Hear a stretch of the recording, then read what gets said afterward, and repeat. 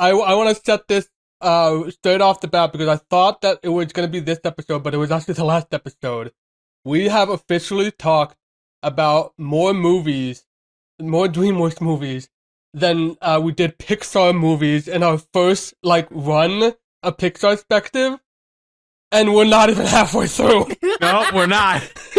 Oh my god! Wow, I can't. That's no. I mean, the fact that we're not halfway there, I don't think we'll ever reach the halfway point, to be frank. But more than Pixar, that's kind of a surprise to me for some reason. Yeah, because we finished that on Toy Story 4, and that was the 21st episode. So that was it. Oh, yeah. Oh, yeah. wow. So we already have to start getting ready for our giant tier list that takes 5 hours to build. Well, we'll see about that. We'll see what we have planned. Well, as what we have planned now, Kung Fu Cue Panda the music. 2.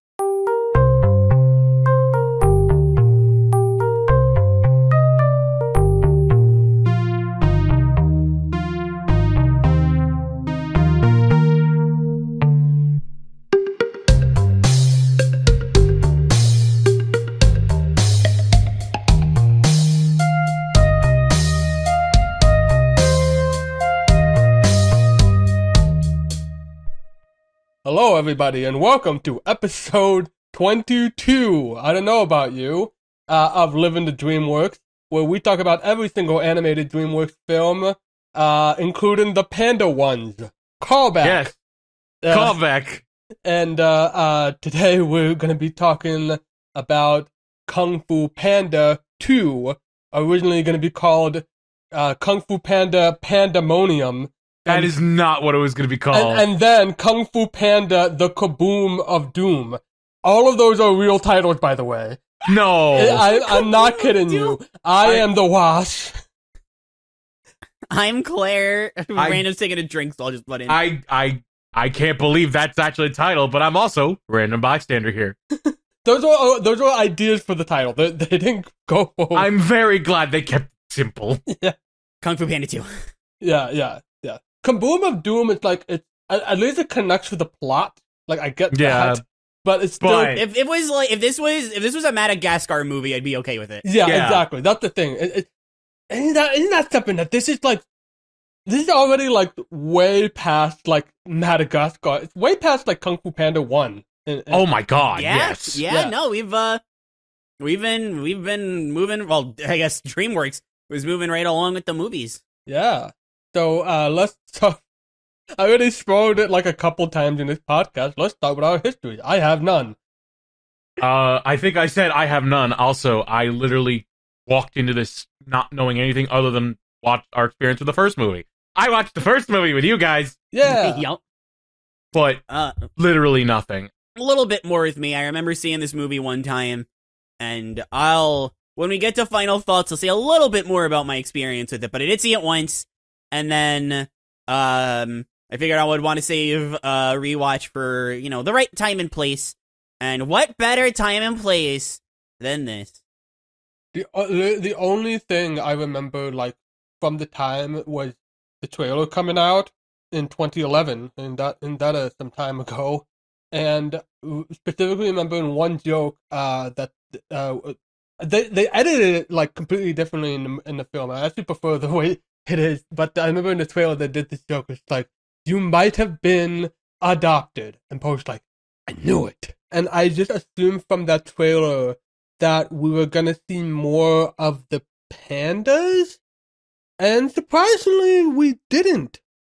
They've become a very major point. But I guess that's for the next film, because I already see the poster that they're panda babies, just like the ogre babies. Yep. We'll get to that later. We'll get to them. It's the first time directing for Jennifer Yu Nelson, who was the head of story in the first one, I believe. And then our old pal Jeffrey went up to her and said, "Do you want to direct the sequel?" And it wasn't a hedge your best, oh, you'll be the co-director. They said at the very start, you're going to be the one director. So it's a very changed up, very big step for her. And she knocked it out of the park. I'm just going to spoil it. Spoil it. Yeah. She I think she did way better with directing Kung Fu Panda than the first Kung Fu Panda.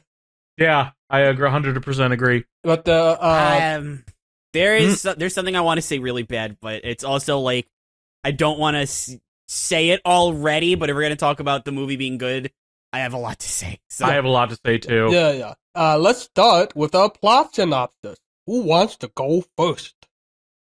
Claire, do you want to do? Who wants to go first?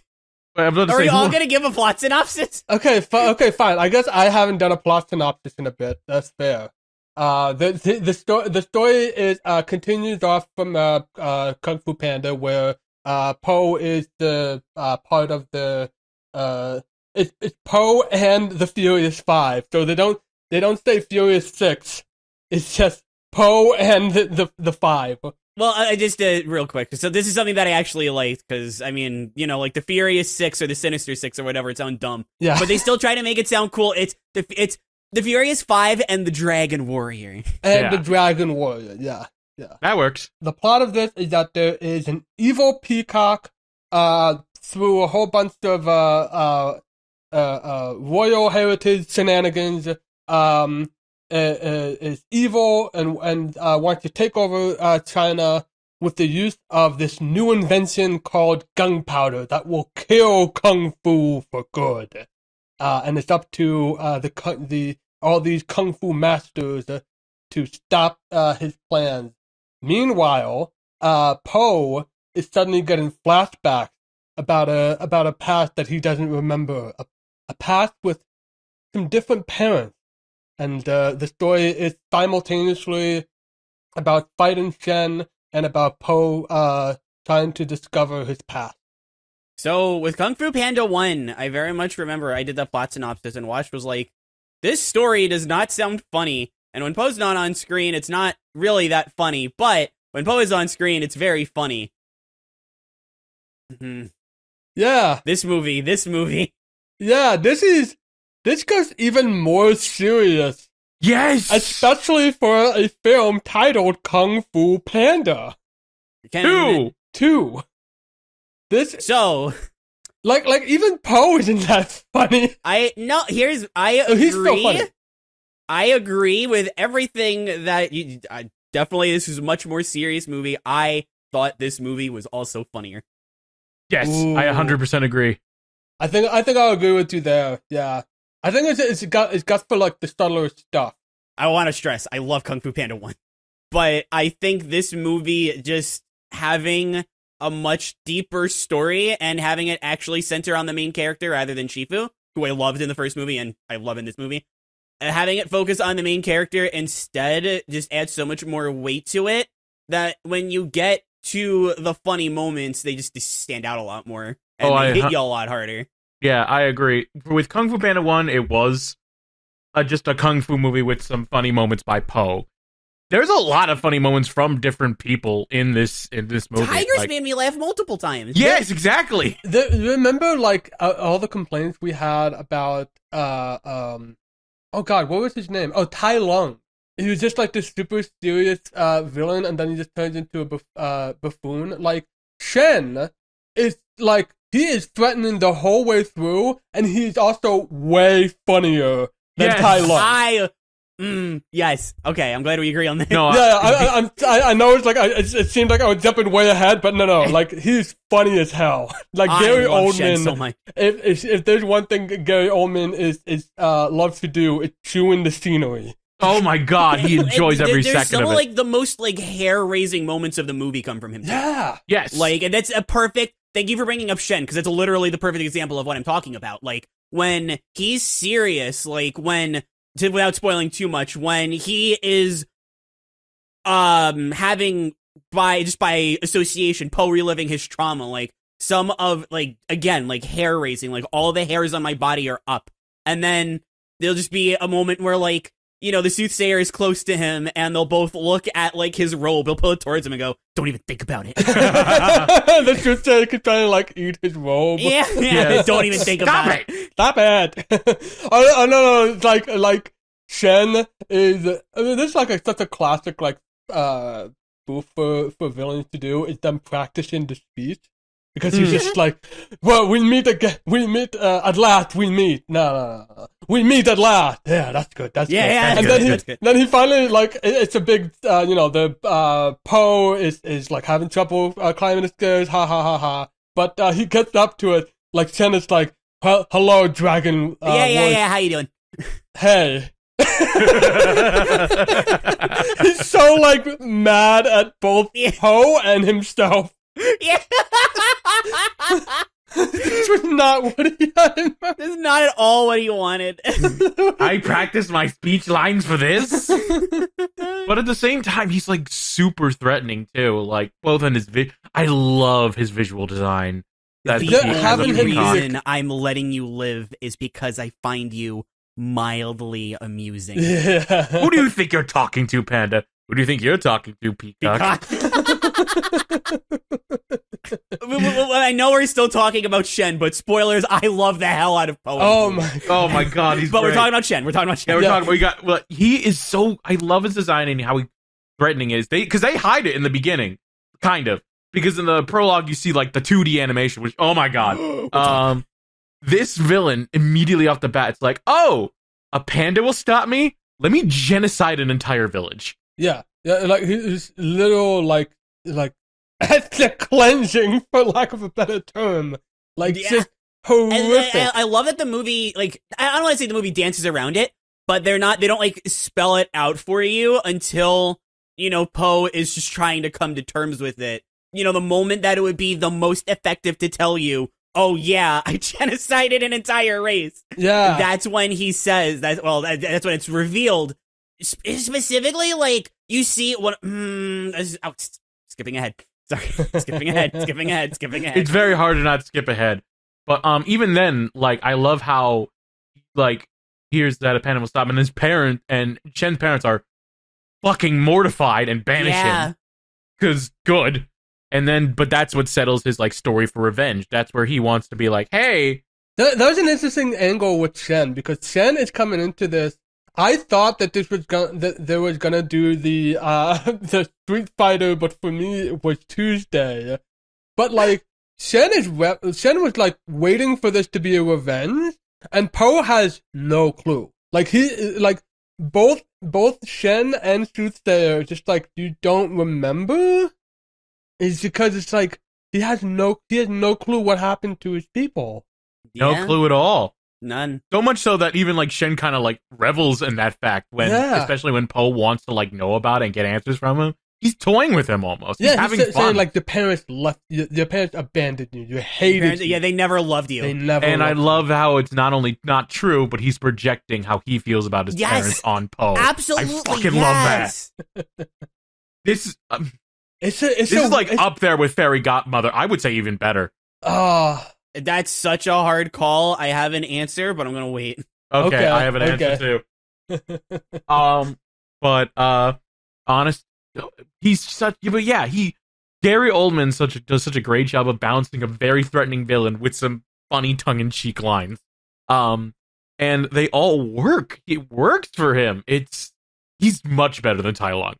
Like, no comparison. I think, because when I think about Shen, I think what I like compared to Tai Lung, I think what I like the most, well, I mean, I didn't hate Tai Lung, but there's a lot of things. But the two that stand out to me the most is first, just, I think he relates to Poe so much better. Like, he's a proper foil for Poe. Whereas Tai Lung was for Shifu, and that was excellent. But when they tried to put Poe in there, that's when it went from Kung Fu Panda to Looney Tunes Panda. Yeah. And it didn't fit. The other thing that I like about Shen, especially compared to Tai Lung, is because he's funnier, so to quote unquote, he's funnier earlier, it's not as jarring. Like with Tai Lung, he wasn't, aside from our battle will be legendary, there's really nothing that funny about him until he's a buffoon. With Shen, it's this hilarious situation where he needs the soothsayer around so that she can predict his future, but she can do whatever she wants to him. Like, she knows she can tear his robe, yoink his feathers, and the best he can do is say, don't even think about it. He can't kill her as much as he wants to. And even great moment later on, as much as he hates the soothsayer, they have a genuine talk about his parents, and that's when he decides, I'm not going to kill you, I'm going to let you go, and you will bow to me when I become Emperor of China. Yeah. Like, it's morbid, but it's a rare act of mercy from Shen. Yeah. It's an act of mercy that's like self-serving is the thing. Yeah. Oh yeah, for sure. Of course it is. That's so much of that's so much of what makes Shen work as a foil to Poe is that he is self-serving. Which is as far removed from Poe as you can get. Yeah, like Poe is, Poe is like it's like one of the big laughs in the movie is like when all of the kung fu masters join together to defeat, and it's in slow motion. And Poe, in that moment, he's looking to his left, he's looking to his right. Oh, I love you guys. He's just so amazed that he's in this situation. Yeah. Like, he's so grateful to be alive. He's so grateful, and he's like even with the fame that he's gotten, he's never gotten over this. He's never gotten over. No. Yeah, and he never will, because that's part of what makes Poe so endearing. Exactly. Earlier in the much earlier in the film, when they were getting ready to leave, like Ping packed all his action figures, his toys, and he was like, "Oh, I don't know what that is," but you scratched up my mantis.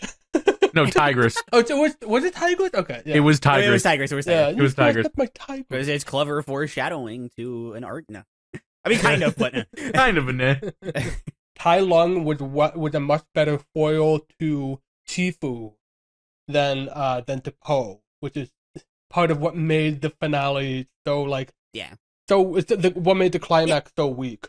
In this case, like here's the interesting thing with Shen is that he's just as much in that heat of the moment he was just as much a buffoon, but like it's the buffoonery that like works because all he knows how to do is shoot a gun.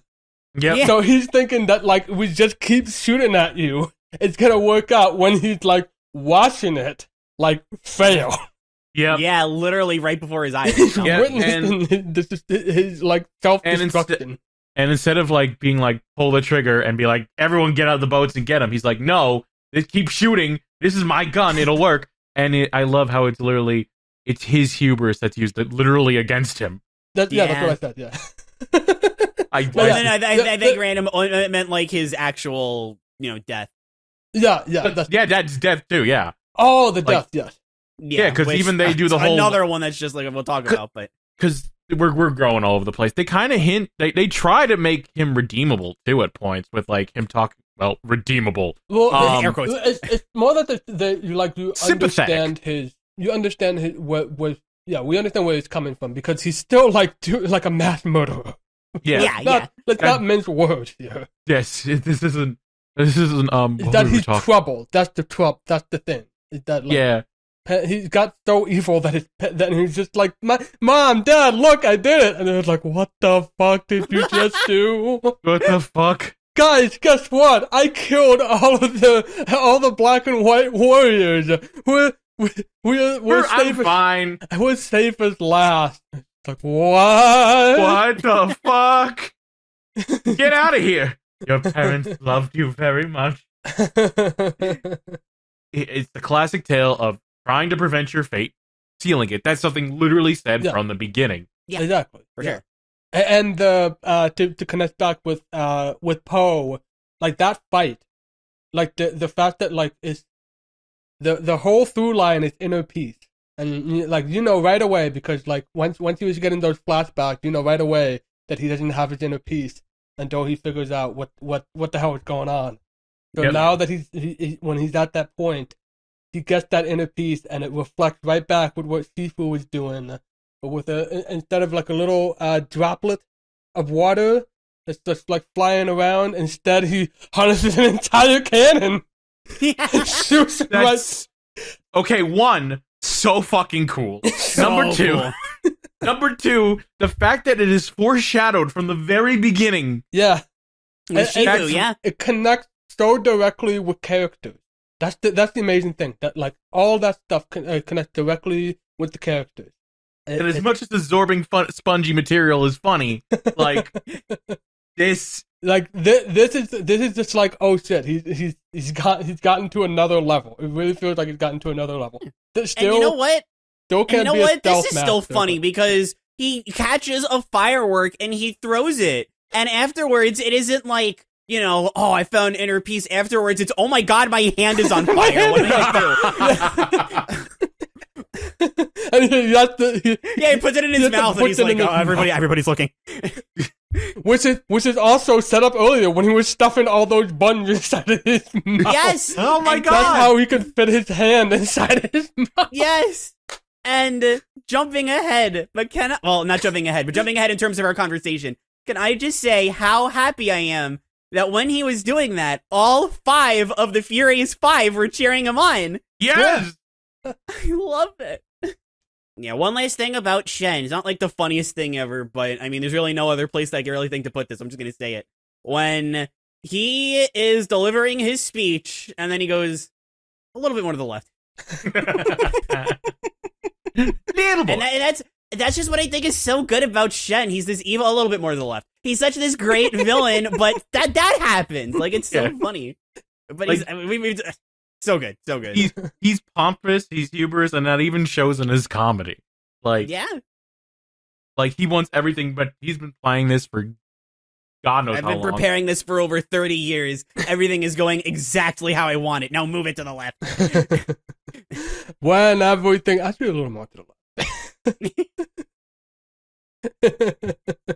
And yeah, he's meticulous. He's cunning. He's got wolves. I keep thinking they're hyenas. They're wolves. Oh yeah, that's right. They are wolves. I think they showed up in the first movie, but in like animated in the 2D. Oh, during Poe's little story, like Dream. Yeah. I think that's when they first showed up. I didn't even notice this until I watched an interview with Jennifer Nelson, and just suddenly seeing that clip, it's like, wait, I don't remember that in the movie. Were they foreshadowing this, or maybe they just really like those wolves? I said, let's. That's a good idea for a henchman. There's that one wolf that was like really weirdly obsessed with how like soft and cuddly Poe is. Yes. I'm gonna put my fist in your plus cuddly super soft face. Yeah, that was the wolf boss, I think. Yeah, I think it was. Oh yeah, it was a wolf boss, or just like the one who's just like an eye path guy. Oh yeah, he was there was like the big fight where it's like they're going down a hill and they're having all these complex. So much fun. That was so much fun. Yeah, it was so much fun. We'll talk about the action. Another thing about Shen, he's brutal. Like, he's not afraid to just like kill people on sight. Oh yeah, like, especially the fire. But it's crossfire. Our own men will be. I don't care. Just shoot. I won't. And then he kills him and then shoots. just starts shooting at his own men because he just values power that much more than, which is very like self-defeating, because now like they're the guys who gave you the power. You can't. Exactly. Yeah. Well, guess what? They don't have a gun. Yeah. Yep. Like, they even say it's the death of kung fu because of gunpowder. Yeah. Yeah. And I mean, obviously it's a kid's movie. They can't say the word gun, but I like that you're never explicitly told that, it's gunpowder, it's a gun, but you just have to pick up the pieces because it's what it is. There's nothing you can say about it. It's a gun. Yeah. For them, it's just like a weird thing that suddenly that like this man can like harness fire. It's terrifying to them. It changes their every being. Thundering Rhino, who's like dies. You jumped a bit because there's like they established 3 kung fu masters who were guarding. Is that what it? I didn't understand that very well, but I guess it's like when Shen's parents died, they got moved down to a council. Or like a council now owns the palace. They didn't really make it quite clear. I didn't really understand that, and it didn't seem like they were like they had power. It just seemed like they were guarding the thing. I didn't understand. I didn't get it. But there's 3 of them, and one of them died like very very immediately. Thundering Rhino. They even like set up like, oh, this guy's Thundering Rhino, the best person who done this, and this. He's dead. He's dead. It's like one, hardcore. It shows you that this guy can kill. Yeah. It raises the stakes a bit. Like, we don't really care about the character who dies. Yeah, it's much more like to establish the just how evil Shen is. Honestly, we don't really care much about like those three kung fu masters, even the two that that survive. The most I can really say for them is just like the whole I even brought up the when I was talking about like Jackie Chan movies and him using like prison bars to like attack his enemy, and here it is in the movie. Like they have a whole thing, but instead of like attacking them, it's trying to like bring them back to their side. Yeah. They're trying to stay in the cell. Poe's trying to bring them out. Best punchline. Poe gets them out. Ha! I knew I could get you out, and they just go into the other one. The other room. I got the top bunk. I get the top bunk. And oh god, because they are like they've given up at this point. Like kung fu is dead. It's just a shockingly new technology that they have no answer to. Yep, and one of their best fighters, who was previously impenetrable according to them, he's gone because of it. And his hammer is still there, like to this day. It's chilling. They left it as like a gravestone almost. Yeah, it's something like a gravestone, and like the equivalent of like putting the head on a pike. You know, where it's just showing off like how murderous you are, and just like trying to breed fear in others. So I love Shen. Obviously, we all do. It's been 15 minutes. Yeah, I know. We talked about Shen. Let's move on. That's because he's a good ass villain. He's so good. He's so good. Yeah. Oh, like we talked about the relationship between Poe and Shen, but man, the connection with like Poe and Ping. Do you ever see that one shirt that says "I'm not the stepdad, I'm the dad who stepped up"? Oh my god, that's Ping. That's so him. 100%. Yeah, it's that like story of like how Ping found Poe is so sweet. And it's just the first time I cried this movie. It was the first time. The first time. But like the moment where it's just like that was when I made a decision that would change my entire life to not add radishes to the soup and also to adopt you, and the soup and my life have been that much sweeter ever since. Like, it's a funny joke, but that means he gave all his radishes to Poe. I'm like, that's so sweet. That's so adorable. Every scene with the two of them was just like this is an emotional roller coaster of a movie, but like specifically those two I could not handle. Ping is so Poe. That scene ended. I remember telling Nico, like, I can't see the screen. But like Ping was more like a funny a funny weird dad in the first movie, and he has like I think about the same amount of like screen presence in this one than he did in the last one. But it's so much more powerful this time. So much more. Yeah, so much more. Like, they toy with the whole idea in the beginning. Like, he's like, I'm going to tell you something I should have told you a long time ago. Huh? The secret ingredient. Yeah, exactly. Well, it's a great callback to the first movie, but this is another great thing about the movie in general. I'll say 2 seconds. There are a healthy amount of callbacks, but it doesn't detract if you haven't seen the first movie. If you have, it's like, oh, they're there, and if not, you're not lost. Like, yeah, exactly. Yeah. And it's like we're saying, like, even during, like, how, like, sad it is, they're still gonna be, they're gonna say stuff like, there was no note. Of course, you could have eaten that too. Of course, you could have eaten it too. Also, one thing I love about him is that he's fully embracing his son as the Dragon Warrior. Yeah. Don't touch that mop, you'll get it dirty. Not just for, but like, in supporting him and stuff, but also it's like, it's part of his menu now. There's Dragon Warrior size. Both financially and emotionally, he's supporting his son. Yeah, he's just that proud of his hero boy. Yeah, like jumping super far ahead, but at the end, when this like super rude mom, all my son wanted to do was see the Dragon Warrior for his birthday. When's he coming back? And it's like, I mean, I'll fully admit, I didn't laugh, but literally just for the reason of like, this poor dad, leave him alone. Yeah, same here. Take your kid and go like be stupid somewhere else. Yeah. And then he breaks down and I'm like, this poor dad. He's so sad. And then the kid sees him and I'm like, oh. And then the ending happens. And then I cry again. And he gives him like he's not even thinking about like does he see me as his dad or not? He's just no, it's like who comes back, like so Poe comes back. Poe comes back, and just like I realized now who I am. Yeah, I'm your son. Oh, tears again. Tears again. They hug. So, You must be hungry. Let me cook for you. No, Dad, let me cook for you. Oh, nonsense. I'll cook for you. No, let's cook together. Together. No alcohol. No, I'm gonna cook. It's like, if I wasn't already bawling before then, that would have gotten me. Yeah, that's another thing that hits me so. That reminds me so much of like my grandmother who'd just be like, no, I'll feed you. Don't you worry about it. No, I just really love what this movie has to say about, like, who you are, like, where you come from and stuff. Yeah. Both the soothsayer and Ping, both saying, like, your story didn't have a happy start, but look at you now. Yeah.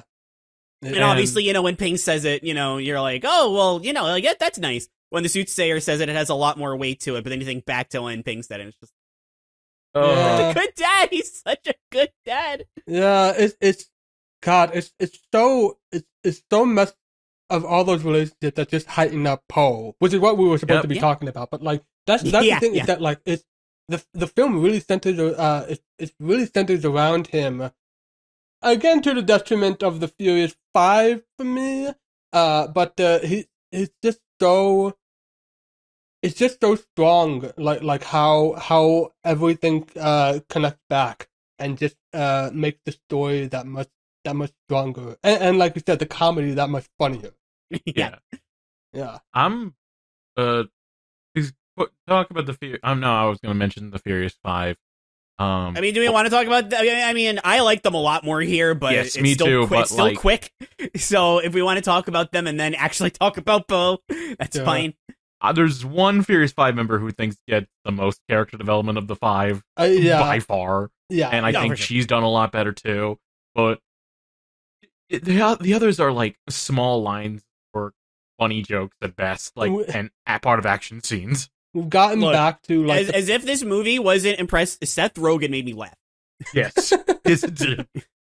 It's weird. I don't have any problems with my dad. Maybe it's just because my mom ate his head before I was born. Can't believe I'm going down like this. I always thought I'd settle down, get a girl, and she'd eat my head. Sad. That's sort of like his only 2 lines, maybe. It's like, and zero Rogen laugh, which is nice. Oh, I didn't even notice that, but you're right. You're right. The director was like, no. No, let's stop. You had enough last time. But like, we gotten pretty much back, aside from Tigers, who like we were hinting at, had like really gotten like. I was expecting a lot more. I don't know if this is gonna be like they're holding it off. There's a lot more of her connection to Poe, and aside from her, you can swap these characters around mainly. Aside from like jokes specific to them, like there's a bit where it's like Poe's like, I can feel kung fu running up my spine, and like Sinead is just like, sorry, that's just me. That's just me. One of my favorite David Cross lines was when like the whole jail scene where like that hug moment happens, which we'll get to. But then and she's telling, I don't want my friend to get hurt, and then David Cross goes, maybe you could tell me you don't want your friend to get hurt, walk it off, or like, and she's like, don't be a wimp. Yeah. Oh, she's back. Yeah, she's back. No, I know it's just a joke, but like one of my favorite lines of the movie, and to me, like makes Crane absolutely irreplaceable. Monkey, what's gonna be the warning signal? Caw. Oh, just like Crane. When have I ever made that noise? And then later on he makes that noise. Monkey, what about the warning signal? Caw. And then at the final battle, you hear him make that noise and like a loud. Yeah, you hear him go caw. I was like, he said the line, Bart. It's great. No, my thing with the Furious 5, like from a writing point, like yes, but they're so much more charming in this movie than they were in the first one. I guess, and the action is taken advantage of so much better with them too. Yes, like the bridge battle, fantastic. Imagine that spread throughout the movie. What I think is like even better than the first battle is the first confrontation with the wolf. Because, like, you see, like, all of the progress that have been made, where they start, like Poe is now the coordinator, where he's, like, shouting out, like, different moves, and everybody's is like, they're ready, they use all of their different abilities to help each other out. And I especially love a little tiny thing with Crane, that whenever, like, Poe is falling from a great height, because he can't really, like, land that well. So Crane is always there to like pick him back up and put him back. Yeah, exactly. And if he does fall, this is a great extension of the first movie. When he does fall and Crane's not there, the one who helps him up is always Mantis. every time. It's so funny. Yeah. Even to the point where he gets stuck in the barrel. He gets stuck in a barrel and like there's like and then Mantis just comes back in a barrel, moves his barrel. And for all the great progress that the Furious 5 have made with becoming, like, you know, friendlier with Poe, respecting Poe, more importantly, like, when Poe is still acting like Poe, like, when they're trying to be stealth, the Furious 5 are doing a great job, and Poe's doing terrible. They get to the end, they're like, where's Poe? They turn around, they see him running around the dragon outfit, and everyone is just... Tigress is just, like, so fed up with everything. And everybody else is like, is he kidding? Monkey's face is literally like, huh? And then they all get in the dragon costume this time. Instead of ridiculing them, they all get in the dragon costume. Oh my god. I forgot about the dragon costume. I've said this like 5 times already, but, like, I mean, they do it throughout the scene, and it's really funny, but, like, the shock of the first time is so funny. When the wolf is, like, threatening the sheep, like, you know, you gotta cook me this rice or I'm gonna cook you. Hey, buddy. Hey. And then he turns around, he's like, that hey line is hilarious. Then he turns around, they, like, swallow him. And then you just see and hear them, like, beat up the wolf, and then he just comes out the other side. The dragon digests the wolf, and then... And then you just see a kid go, ew. And then the kid's traumatized. No, the kid's traumatized when they eat the sheep. Oh yeah, that's right. That one who's just, like, trying to help tell them, like, where the remaining council members are. This is not a safe place to talk. Oh, okay. Oh. And then I love the whole chase scene where at one point it turns into a game of Pac-Man. Yeah, it does. That was cute. And, like, that's something where you can see, like, the whoever's developing Kung Fu Panda 2, the video game, they'll be like, I'm gonna write that down right in the right in the notebook. Write it down. Pac-Man. It's also a video game level where Paul has to dodge the cannon by walking around one way and then another, and then while they're moving.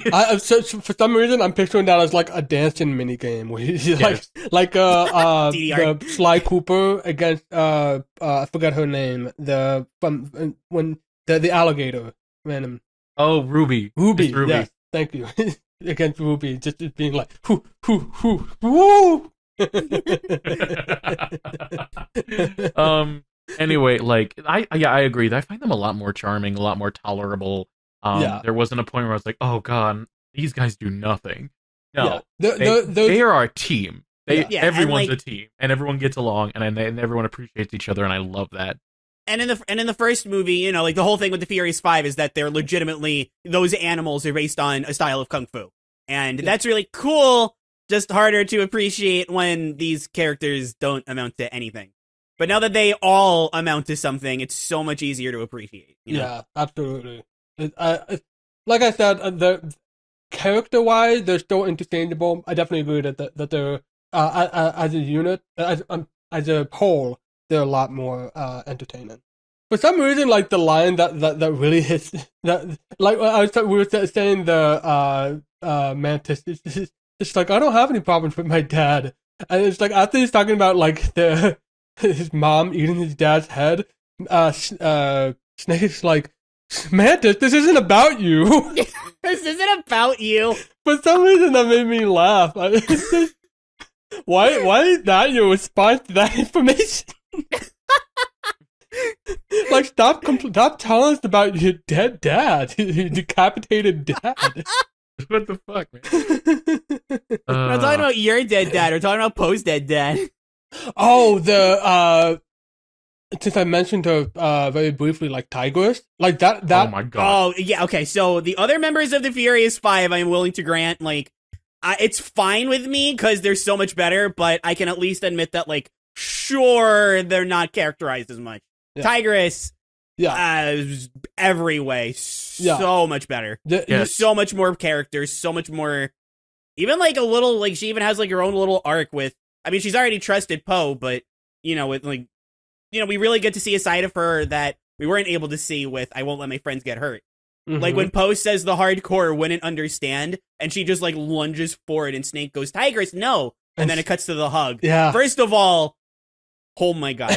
Oh my god. Yes. Second, the Tigress from Kung Fu Panda 1 would never. No, I agree. 100%. She really responds. The hardcore do understand. The hardcore do understand. That's so good. That like fight, because like this was right after the recurring thing is that like whenever Poe sees this symbol, which turns out to be a like an eye shape on Shen's feathers, whenever he sees this symbol, he's just traumatized and he's just frozen. And at one point, that like Shen uses that against him, and he runs away, and everybody is like eventually like. When they go down to the prison, everyone confronts Poe, like, what happened? Why did you let him go? He was right there. Why did you let him go? And he's like, he's waffling. He's trying to, like, explain. It's just like, oh, that was part of the plan. And once we figure out his plan for later, and it looked like they were ready to just, like, abandon him, like, right there and say, like, you're safer here. We're going to take care of this ourselves. And at first, you're going to get that, like, the mopey dope, but no, they start to settle stuff right there with some fighting, of course. Yep. And Tigress wants the truth. Because even before that, she suspects something's up, like in the whole boat scene. Yeah, on the boat. And that was such a nice scene between the two of them on the boat too. Yes. Yeah. Wait, like Tigress is just so awesome. He's just like spent 20 years trying to just having no pain about the situation. And is there any way I could do that quicker? No. And besides, working harder like that isn't your style. And Poe's not even like upset about that. He's like yeah. I'm cuddly and super soft. Yeah. And I was expecting him to go further with this, like talk more about this, but I guess partly because we had seen it earlier, at least some of it earlier, in the first film. That like it very much just left unsaid. That Poe is gonna be asking, oh, you don't understand. It's you're hardcore. Things don't affect you like this, and like Tiger's just like, no, actually, it's I get where you're coming from. It's so sweet. Yeah, and then it all wraps in a nice little bow when she helps after Poe. After his final confrontation with Shen, and she helps him back up, and she says, "I gotta say, that was pretty hardcore." Yeah, yep. That was nice. That was very nice. It was also looking like they were trying to set up for a love connection, because they like Poe hugs Tigress, and like Tigress suddenly looks like smitten over this. I don't know if that's what they're going for. I didn't think smitten. I just like caught off guard. Yeah, that's what I thought. Like her expression was just like that affected her emotionally more than she was expecting, and that like, which I mean I guess is the same thing that when she hugged Poe, although that's awesome. I'm just thinking that they might be going more with like that. They might be trying to go more with like a love angle in a later one. That's just my. Well, I hope not. I hope not either. I hope not as well, just because I just kind of like them as just like good friends. Don't tell us in the comments. Unless it's to be like, it's definitely not happening. If it does, if it's not that, don't tell us in the comments. Well, it's going to depend on like when this episode comes out, because maybe we'll have seen Kung Fu Panda 3 by then. Who knows? Maybe we'll have seen Kung Fu Panda 4. Oh God, yeah, true. But yeah, like I always saw them as just really good, like close friends. If anything, yeah, that's what I was really hoping they would just stay as. Like she's just an emotional rock, so she's not used to people hugging her. So that's what I took it as. Yeah, exactly. That's exactly what I took it as. Yeah, she's just not used to affection. Yeah. Okay. Let's pretend that is. Yeah. Do we want to Better keep for all of us. talking about Poe or others? Because there's a lot more we can say about Poe. I think one thing that is a lot better about Poe, because the whole thing with the first movie is that the reason why Poe was the one who was able to beat Tai Lung isn't because he's this super expert kung fu master, but because he's unorthodox. And I thought that's like a great like message and a great way to have Poe beat Tai Lung. I just didn't like that it was Smash Bros. Items. I rewatched the episode, and that's not exactly how I described it. I'm sticking with it. Here, I think they do a way better job of showcasing Poe having an more unorthodox. I mean, obviously he knows kung fu. He's trained under Shifu. He's obviously better at standard martial arts, but he's still very much unorthodox in how he fights, and it comes off less goofy, more fun. And I like that a lot more. Also happens more times because I guess just because they already established this, they can just do it. You know, there are multiple times where, you know, Poe, to guard against an attack coming from Shen, he'll grab a nearby frying pan. Like, that's not what you would expect. When he's chasing down the wolf, he's on the trolley. Yeah. And I mean, again, he still evolved as far as martial arts goes. Like, when he's fighting with the Furious Five, a lot of his own skills, like, you know, the Furious Kicks of Death or whatever they were called. Like, that's more traditional. Obviously, Poe finding inner peace. That's, like, the core values of what he's being taught from Shifu. So it's not like, you know, he's only learned how to be silly. It's just he's learned a much better balancing act, which helps showcase why Poe is so exceptional. Because we already established in the first film that he has his own unique style. So we don't have to. There's no need to like challenge that. There's a new challenge for Poe this time around. It's his inner turmoil in this case. Different inner turmoil. It's a fantastic. What a good freaking sequel, man! Oh my god! How good of a sequel is this? Like, this. I'm just trying to think. Like, is this a bigger jump from Shrek to Shrek 2 than it is from like Kung Fu Panda to Kung Fu Panda 2? I'm trying to think which is. So bigger. I mean, it's like.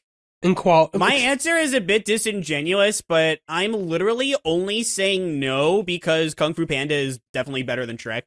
Yeah. So it's a bit harder saying this is a bigger jump considering that, you know, without saying too much, both this and Shrek 2 are, like, among DreamWorks' best. Yes. Whereas Kung Fu Panda 1 is in the discussion, at least at this point, whereas Shrek 1, I don't know.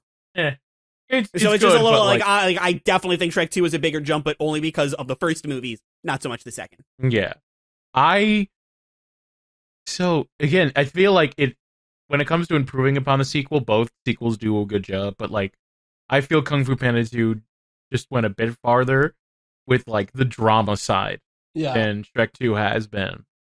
Like, again, if we want to go to specific scenes, there's multiple scenes that are filled with drama and filled with like high stakes and great action and moments that make you like really like cry. Like the whole before mentioning the sad moments or blending in with the sad moments, there's 2D in this film, man. Like there's 2D that's so fucking good. That was Jennifer's original job. That in the first movie, that's what she was handling, was the 2D animation. So I remember Claire actually like hinting at it that there was going to be utilized better this time around, and oh my god, it was utilized way better. Oh my god!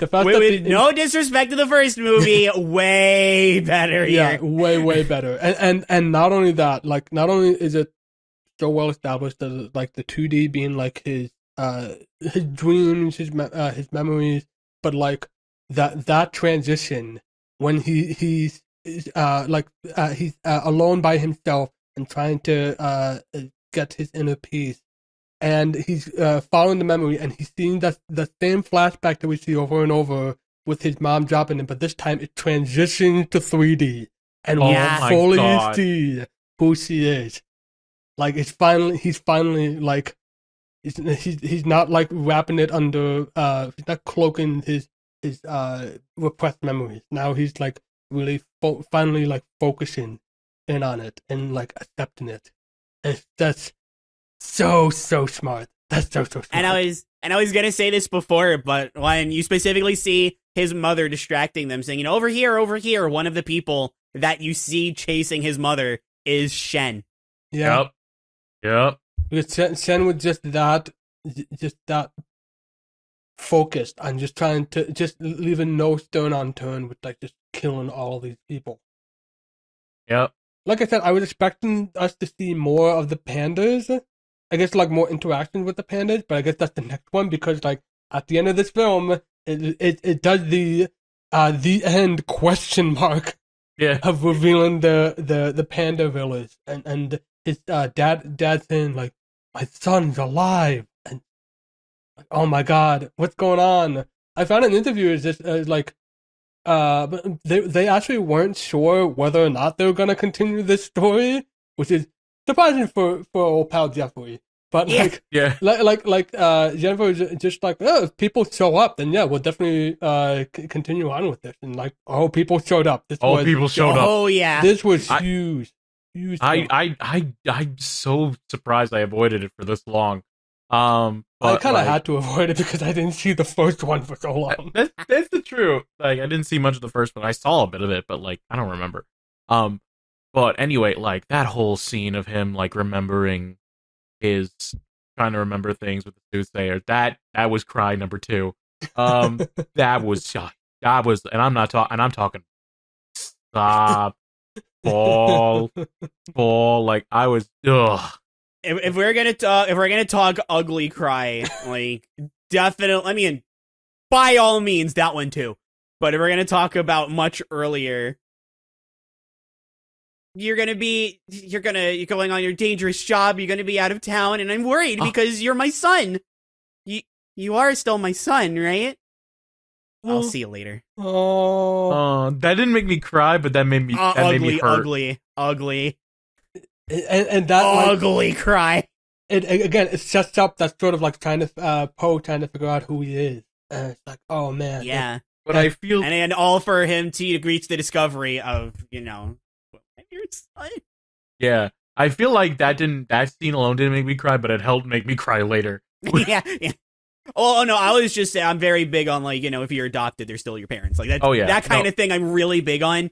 So, having that be just how sad it made this poor guy. I just forgot that, like, at the very end, it's like, he, Poe finds his inner peace, and, like, at the end of when the battle is over, like, Sifu, comes up to him and says, you found your inner peace! And that's such a young age. Even fun, like, I mean, that was hilarious, but I think even funnier than that, how did you find your inner peace? I scarred you. Scars heal. Scars don't heal. Wounds heal. Oh, I guess so. Wounds heal, and then scars, like... They fade? They like, fade? It's that sort of connection, because, like, Peacock is refusing to, like, accept his past. He's refusing to accept his past. Yeah. There's literally, like, there's a line he says earlier, the dead exist in the past, and I must tend to the future. Yep. He's refusing to, like, forgive what happened, and just get them inner closure. And that was his downfall, was refusing to have his inner closure. And he was so baffled that Poe was able to do that despite all that happened to him. And it's not about the past, it's who you are and what you do now. But, like, remember, Poe, like, he gets his inner peace, and he's going over to the village to stop Shen. He shows up on the roof. Shen's like, how many times do I have to kill that darn panda? And then how many times do I have to kill you, panda? It's like, Shen, I've come to stop you. I mean, she's like really, really far away, and Shen's like, What? So good. and then like Poe's like, he takes off his hat, Dicks of Destruction, and it flops down. And then it seems like him being like, just kill him. Just kill him. Oh yeah, like Poe, like he sees it flops down, and he just like covers his face. Yeah. And then I love how starts off all goofy and stuff, and you feel like, oh god, Poe's gonna embarrass himself, and it's gonna be an awkward comedy thing. And at first it is, but it stays funny because he's like using the fact that it takes him forever to move the cannon to his advantage. Yes. Yeah. Well, somebody just shoot him already. Somebody just shoot and then he goes on the ship. He's like, and they aim the cannon at him, and he's like, no, don't shoot. If you don't shoot, then I don't shoot. It's like I was gun just gonna control. say, if you don't shoot, I won't shoot. Easy to miss, but so funny. Yeah. They're just use morons. Yeah. By the way, that bit where Poe is right in front of the boat, and it's like there's like a cue where I swear it's hearing Fiona's theme. It's not just me, right? Like there's like da, da, da, I need to listen to that. I kept. I wouldn't be surprised because they sprinkle Fiona's theme throughout so many movies. Yeah. It wasn't like it didn't continue there, but it kept those first three notes. Like, I would not be surprised. I would not be surprised. Wait, actually, is this Hans Zimmer or is this? Yes, is it involved? Yes. Oh, it is Hans Zimmer. Okay, Hans Zimmer and John Powell again. Yeah. Okay. Mm-hmm. I will say, for barely making a presence in this film, especially compared to the last one, I still enjoyed Shifu a lot. Like, oh yeah, especially that whole scene in the beginning, how he just talks. I'm like, I'm over here. I loved so much when you were accepted as the Dragon Warrior. It was the worst day of my life. It was just an awful, horrible. And Poe is like, "Can you get on with it?" Yeah. But once I realized it wasn't you, it was me. Yeah. I found inner peace. Which makes sense. His arc is done. Yeah. That exactly. His arc is done. We don't have to focus too much on Shifu because now it's time for a new arc. Yeah, and he's it's literally about Poe and the Furious Five. Yeah, and you only see him again when Poe gets shot off a cannon, and we legit think he's dead because he got shot with a fucking cannon. And there's the thunder, and Shifu knows, he senses it that something horrible just happened. Yep, and then he comes back because he convinced the other two guards, one who's voiced by Jean-Claude Van Damme, by the way. Yeah, the crocodile is voiced by Jean-Claude. I looked that up, and I'm like, holy shit, Street Fighter. I was going to say Street Fighter. Yeah, and then the other by Victor Garber. Much, sadly, but no, not Victor Garber. Dennis Haysbert as the Allstate guy, and Jean-Claude Van Damme. Oh yeah, that's right. Dennis Haysbert. Yeah, he showed up earlier, didn't he? We talked about him before. Was he in Kung Fu Panda 1? Oh no! Now I remember where we heard him from. He was the big buff guy from Sinbad. Oh, you're right! Oh, that's why we were pressed it. He was he was Kale from Sinbad, Legend of the Seven Seas. He redeems himself a bit as a Sox. This is a lot better of a role. Yeah, and I love how it leads up to being like if there's any person who could convince them to fight again, it's good Shifu. Old Shifu. Yes. I forgot his name. I brain farted his name for a second. Why did brain fart his name? We've been saying it for I don't know. Because he's not really involved in this movie as much. But when he hits, he hits. Yeah. And again, it's great to bring him back. Claire is still shocked that we would ever mention that film again. So especially with this episode. Yeah. But it's great. That whole scene too, with in the factory. Again, the animation in this looks so damn good. Yeah. All the locations are exotic, the ancient China, in what we've seen before, to the whole palace, to the look at the weapons, to look at the factory, to look at the boats and the water. Is it me, or was the lighting much more stylized this time around? Oh, much more. Red.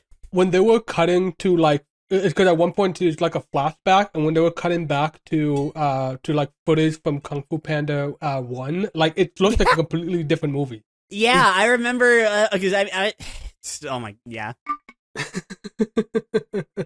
It is noticeable, and then you go to the flashbacks go to this movie, and I'm like, oh wow, this actually does look a lot better. Wow. Yeah, it's weird how much 3 years changes.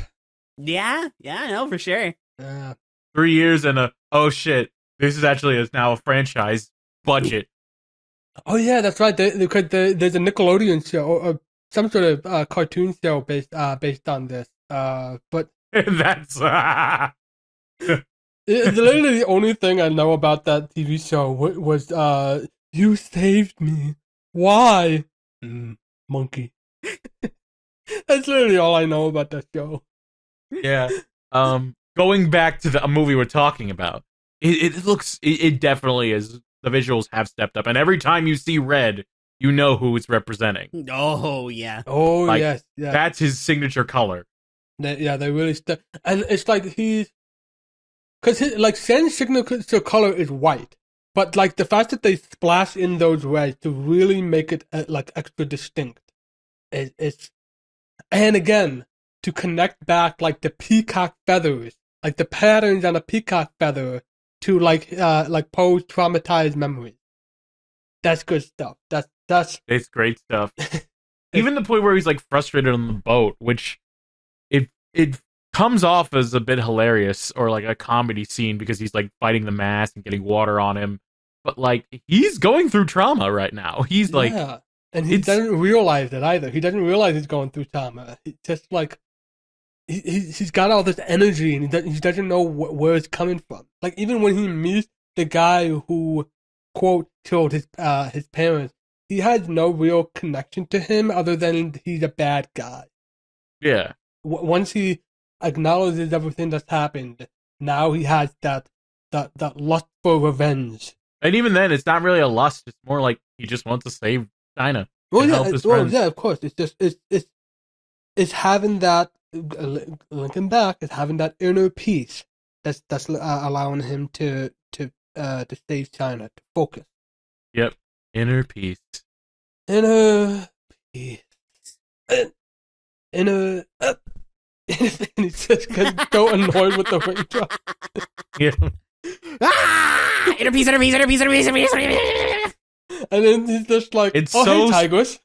It's so funny, but also really like it really it's the beginning formation of how this has really messed up Poe. Yeah, and I love that. And again, it all pays off with that whole fantastic scene. It's my favorite scene in the whole movie, where he just like goes with a soothsayer and figures out his past and a mix of 2D and 3D. It's just all so damn good. Is it because like there's like one director that this film suddenly feels much more focused? It's like everything is connecting back to story, like the visuals, the comedy, the action. It's all connecting back to Poe, and it's just feeling much more focused and much more realized this time around. It's like, God damn, look at what you can do. Yep. It very well could be. Very well could be. Could have just been a conscious effort on the team. Because, I mean, I don't know how much of an issue people had with Kung Fu Panda 1 in this regard when it came out. But, I mean, I do know at the very least, like, nowadays, the Furious 5 in the first movie, not a lot of people think, like, anything about them. So, I mean, maybe it was just, could have just been, they knew. Could have just been one director. It could have been a lot of things. But it definitely gave us one super good movie. Yeah. I go, what do we think about it? I mean, obviously, spoilers on what I think about. Obviously, I loved it, but what did we think about Shen's death? Okay, I'm trying to because even though I saw this yesterday, I'm trying to remember. Is it like the cannon landed on him? Because I feel it was both the cannon landed on him and the explosion like did him in two. Well, no, the explosion is what destroyed the cannon. Then he had that talk with Poe. Scars never heal, wounds do. I guess scars go away again. And then, Poe tells him you have to let go of the past. And Shen attacks him, and Poe, dodging all of Shen's attacks, Shen's feathers are cutting the ropes, and then all the ropes let out, the cannon lands on Shen, and it kills him. Oh, okay. And the ship explodes. That's what you meant. Okay, that's fair. Yeah, that's what I was trying to say. I definitely missed the feathers cutting the rope then. That's the part I was missing. But yeah, okay. That again, it's connected back to his own his own hubris. His hubris is his downfall all the way till his death. Even when Poe gives him the chance to let go, he will not let go. Because he's trying. He's spending the entirety of the film trying to one up, trying to get the better of his destiny, and every time it's just he's how did the soothsayers say? Where he's just all he does is like confirm it. He looks to the future instead of looking into the present. Yeah, yep. And also, but the future. He looks at the future while being stuck in his past. That's not what she says, but that's what I'm saying. Yeah. He looks in the future while being stuck in his past and ignoring the present. Exactly. Yeah. I like that it's the very thing he makes got him down his dark path in the first place is what kills him. Yeah. Because if you play with fire, you may get burned. Yesterday is history. Tomorrow is a mystery. But today is a gift, and that is why we call it the present. Which, by the way, I'm assuming both of you saw the opening DreamWorks logo, correct? Oh, I was just about to mention Oogway makes no appeal. I was expecting him to show up as a ghost later on. No. He's just the logo. You just feel his presence throughout. Oh yeah, yeah. Definitely like in Shifu's teachings, in everything, like I just said, everything going on with Shen. Like, he's not here, but if this was Kung Fu Panda 1, if Oogway was here, you know exactly this.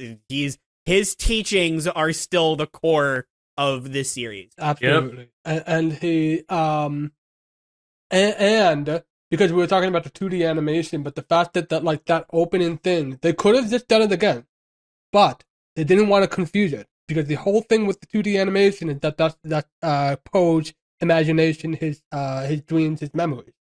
Yep. So instead, they change it up and go with a sort of, I don't know what the exact term for would be, but like a paper puppetry. Yeah. It's so lively, so creative, and it's just such a fun way of showing exposition. It's just a great stylized way of showing of expositing the tale of Shen. I can't think of another time to describe this part while we're talking about the 2D. I just have to, because it's the one instance where it is not used for what it is otherwise mostly used for. Oh, what are you still doing here? Yeah, you were gone so long. We replaced you with the radish. Yeah, this radish is so polite, doesn't make noise, and is better at kung fu than you are. Yeah. Oh my god. and the radish beats him up. And the radish beats him up. And it's messed because it's like you're laughing, and then the Shen imagery comes on, and you're like, oh my god. Oh my god. For a second, I thought it was like, is the Shen imagery supposed to be a radish? Like, and I'm like, no, that's stupid. Wait a minute. My fist hungers for justice. His stomach growls. That was my fist. Usually when he doesn't even say anything, like, those visuals do all the like dramatic work that we need to show that, hey, he's changed, or hey, he's found inner peace, and he's trying to figure stuff out and going through the trauma. Even there's even the note that he lost a little bit of weight. Not so much that like he's like completely different, but like he's doing all this training and it's helping his body out. And it's like, I liked it. Yeah, but he's still. When Shen sees, not Shen. When Pink sees, God, Shen. I'm imagining Shen saying this, but when Pink sees him and he's like, "Oh, did you lose weight?" Oh, you must be starving. Let me feed you. Yeah. It was like they go up to the palace and post like, my old enemy stairs. There's like the pound, and it turns out like one of the security guards is like holding them up the whole time, and it's like, thank you so much, dude. I threw up on the third floor. Someone might go clean that up. There's an evil janitor or something. Evil janitor. And that is when Shen goes to say, we meet at last panel. Hey, how you doing? And Po goes, hey, how you doing? Hey. I love his response, hey. Why are we laughing? You think this is the Dragon Warrior who will defeat me? I know he is. Yeah. Like, yeah, I like that the soothsayer sees more of Interpo. It's kind of an analog of Oogway, but not the same personality. Just like the same sort of like wiseness. Yeah. I like the soothsayer on that note. I liked her. Yeah, I wish her and Oogway could have a conversation together. Yeah, but that's just like trying to like tell his future, and he's just spending the whole time beating him up because she knows she can get away with it. Yeah. That's I like that a lot. Because if he didn't care about his future, she would have been dead a long time ago. Oh, exactly. Yeah. But he's so self-conscious about it to the point that he keeps her around until, like, keeping her hostage until he just lets her go. Yeah. I think we don't have. I'm guessing we don't have a much more time left. 22 seconds. Oh my god. Anything? Well, okay. Because I was gonna say, is there anything that we didn't like about this movie? Because I already mentioned that I still think that there should have been more with the Furious Five, even though there's still like a fun group. Was just hoping they'd be a little more distinct. But yeah, they were the weakest point, I would say, from the movie, but even then I still enjoyed them quite a lot. Yeah. There wasn't like a moment where I was like, oh, come on, we're doing this again. No, that did not happen with me at all. Not in this film. I guess the sound design of this movie is fantastic, especially with the flowing of water during interpiece scenes, for sure. A few too many times, maybe, that when Poe gets hit, it makes like a dong sound because he's like, really more overweight. Yeah. I guess. Yeah. I'm going with that. It's really not that big of a deal. This Yeah. movie is still very body positive. Yeah. Oh yeah. That's something to always appreciate. You know what's also something else to appreciate? Well, no. I paused the timer. Random. You got to give us something. It's Okay. What is the opposite of therapy? This is a better health exercise. Okay. No, even I was about to say the other two fighters aren't that well developed, but like Jean-Claude Van Damme and Dennis Haysbert's character. But even then, like, they're still fine. They still do their job. They still are in the film a decent amount. I don't consider those like positive attributes, like them being in the film a decent. Like I do agree that they're not very well developed. Yeah, that would be it. It's I'm scraping the bottom of the barrel here. All right, well that's all right. Well, I guess I'm not no build up the timer. The there timer. You go. The timer. That's what we got. Final thoughts. Who would like to go first? I thoroughly enjoyed my time with this one. This was fantastic. It's just it's such a after the issues I've had with the script in the first one, like this one is just like it's and not just like the script itself, but just like so many aspects all linking back to story. It's like such a glow up from the previous days when it was just like I was just begging them to please just write a good story. Like this is like fully realized, like really, really well done. I had a great time with this one. This is fantastic. We were gushing for so long, and considering how short the portion of like what didn't we like about this movie, I think we all really enjoyed this. I had a hard time placing this, but I think as of now it's probably gonna be my number 4, like between Trek Forever After and Prince of Egypt. I will have to consider that more, and considering this is my first time, I probably would have to consider that more. But this was like phenomenal. This is so much stronger than Kung Fu Panda 1. I fucking love this movie. This blew me away more than I thought it would. I was a little bit like, it's Kung Fu Panda 2. How crazy can it get? And then I was like, oh my god, from the moment it started, the mix of 2D, the story, a lot of the characters, the moments with Poe, that whole scene is probably one of my favorite scenes of DreamWorks to date. I thought it was a well mix of comedy and drama, and there's a lot of stuff I really do like about it. It's very emotional, very great storytelling, very fantastic visuals, fantastic action sequences. We barely talked about that and how good these action sequences are. Every single action scene was fantastic and creative and fun. I love it. I love it. I love it. I just saw it recently, so my emotions are pretty high when I am doing this, so it may not stick. But yeah. It beat Prince of Egypt. What is like right below like Shrek 2? No, it beat everything. Oh wow. Oh yeah, Shrek 2 wasn't your number 1. I forgot. Right. Yeah, no. Prince of Egypt. It's I find it better.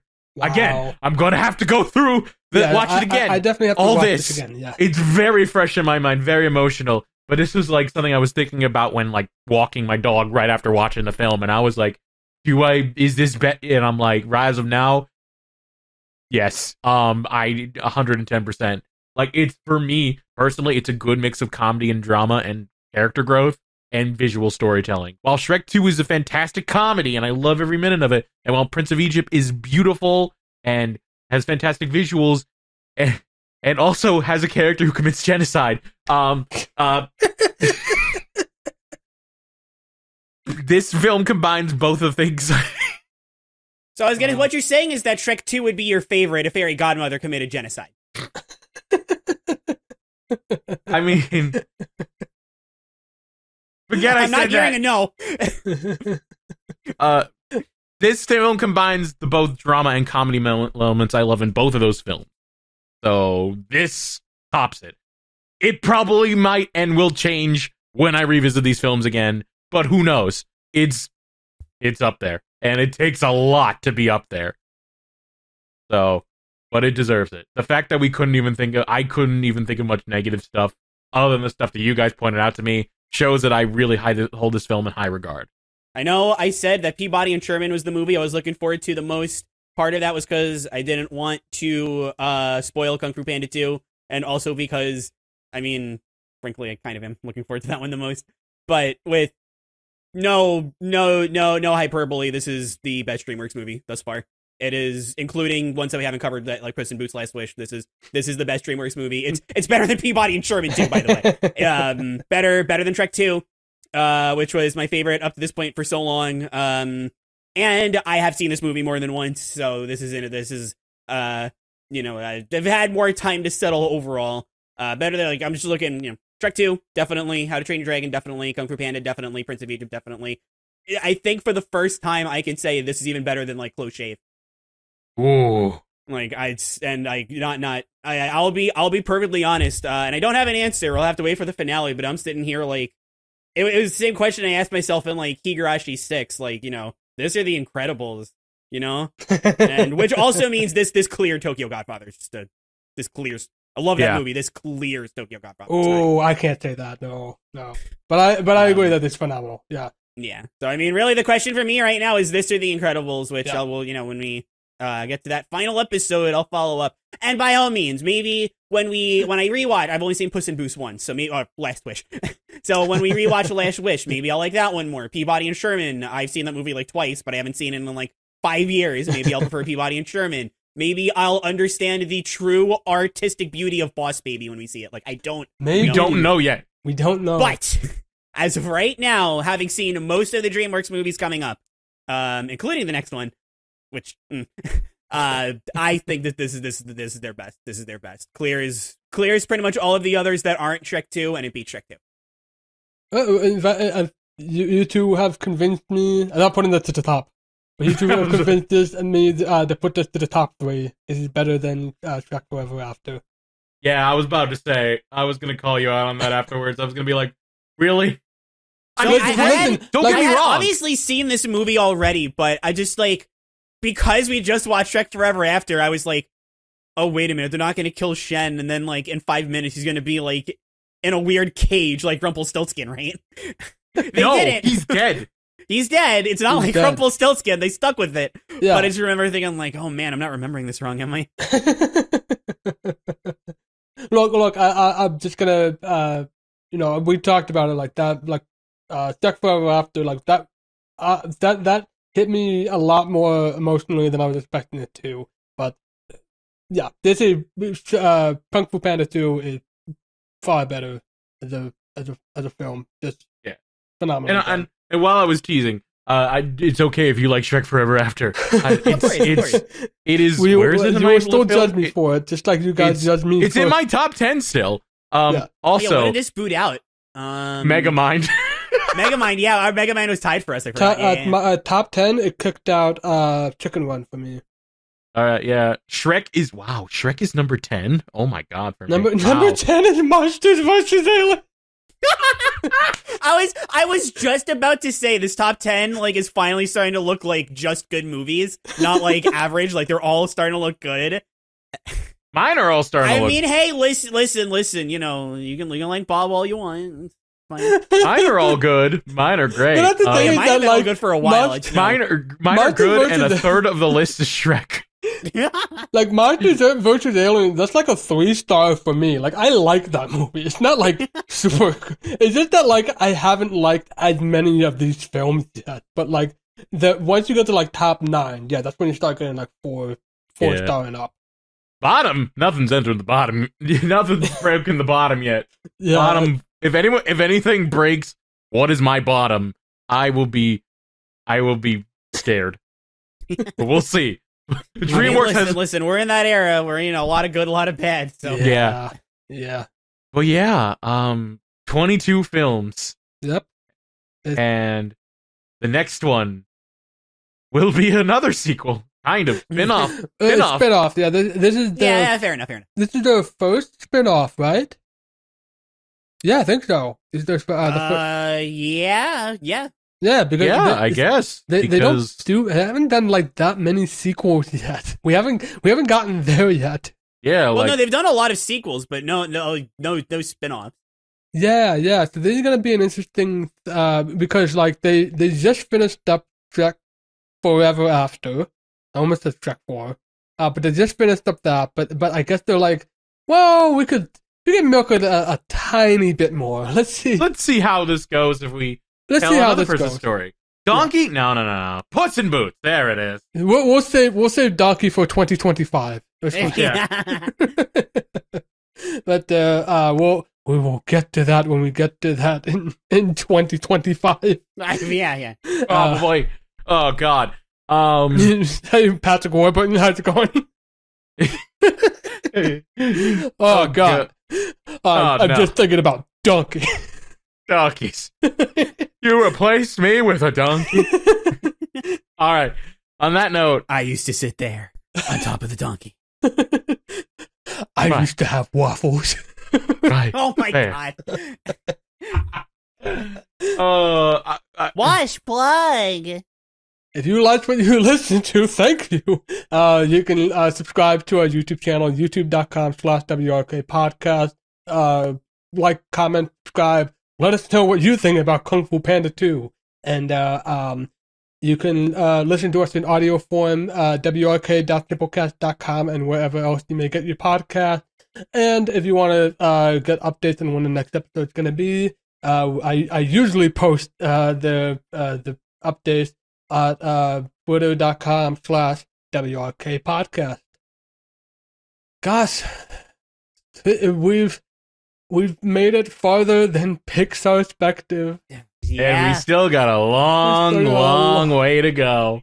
Next episode is going to officially be the halfway mark. For now. Yeah, that's the thing, because the thing is, they keep releasing more of these goddamn movies. Yes, every step we take. Jeffrey's not Jeffrey. Well, yeah, there's a new company. It's either DreamWorks is like, hey, here's two just more. Pushes us down the stairs further. Yep. My old enemy, stairs. But we will get through them all. Mark our words. Yes. Until then, I am the Wash. I'm RandomBystanderHere. And I am Claire. And we will see you all next time for Puss in Boots. Till then, anyone in the mood for anyone in the mood for noodles? 2.